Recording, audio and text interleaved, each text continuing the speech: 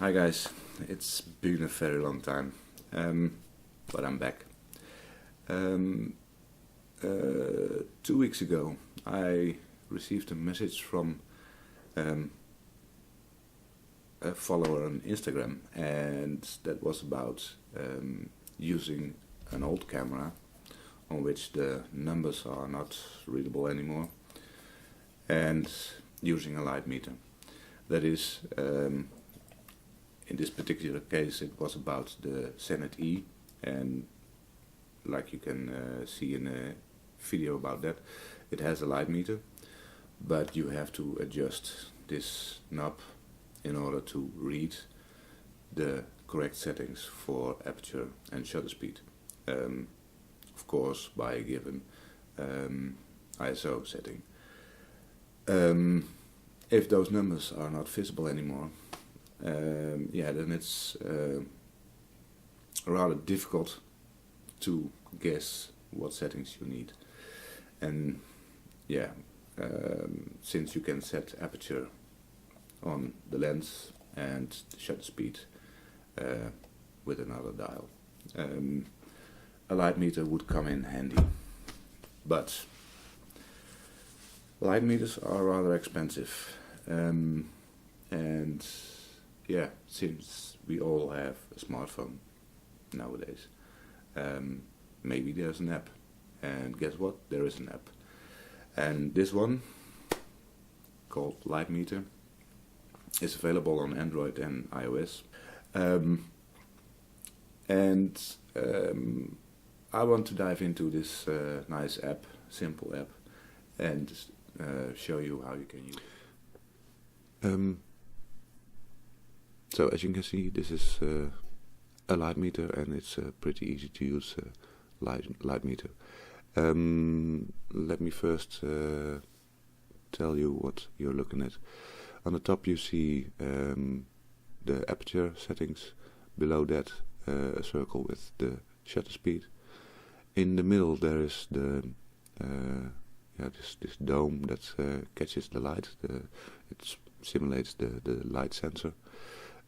Just on the left hand side of that dome you can see the ISO setting, and you can change that by swiping with your finger over it, and you can change the stops up or down that way as well. The actual measurement is done by pressing the knob with measure, and the area that is measured you define by moving the little knob below the meter. And I forgot one thing, and that's the brown button on top of the meter, and by tapping that one you can change the way the light meter is used. In the way it's used with this white dome in the middle, then you actually use the front camera of your smartphone, and you do a reading of the light that is actually falling on your smartphone. When you tap on that brown button in the top right corner, then your back camera will be used, and then you will be able to see the subject at the same spot where now the dome is where the dome is shown, and you can zoom in or out by moving that knob below, like I said. So when you see the white dome, you measure the light that is falling on the front camera, and if you are using the back camera, then you are measuring the light that is reflected by the subject. So it's very easy to use. As soon as you have measured the exposure, then the ring in the middle will change accordingly, and you will find the matches between aperture setting and shutter speed. any combination that is shown can be used. Of course, if there are slow shutter speeds, you have to be careful with movement, and it's probably better to use a flash. Yeah, that's about it. It's like I said, a very easy to use light meter. On Android it's for free. I'm not sure if it's for free on iOS as well, but I think you guys will figure that one out pretty soon. So yeah, that's about it.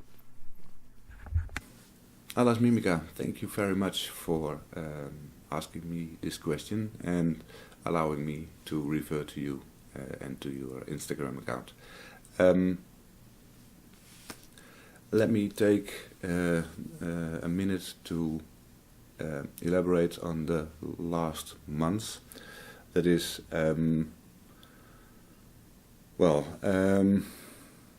things were not going very well, and that is with me.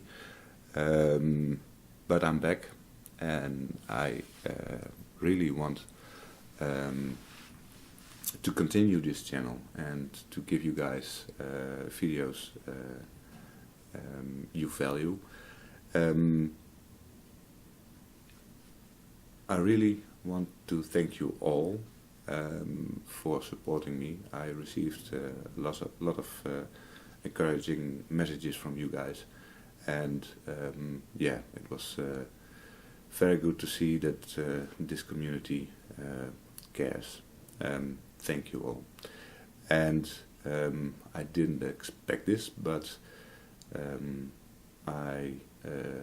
the channel gained a lot of followers, so this community is actually getting bigger, and I'm very pleased with that. I hope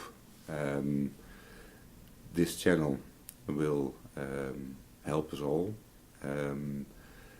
I'm learning in creating these videos and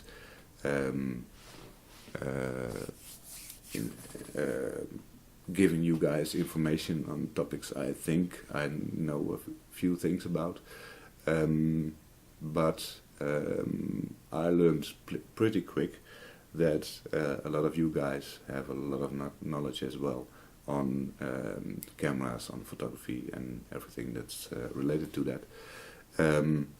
So if you have any tips or tricks you want to share with me and to share with the rest of the community, please don't hesitate.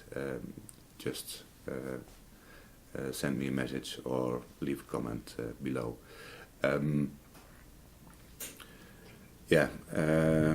Again, thank you very much for supporting me.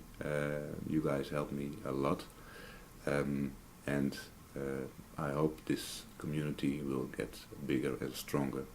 And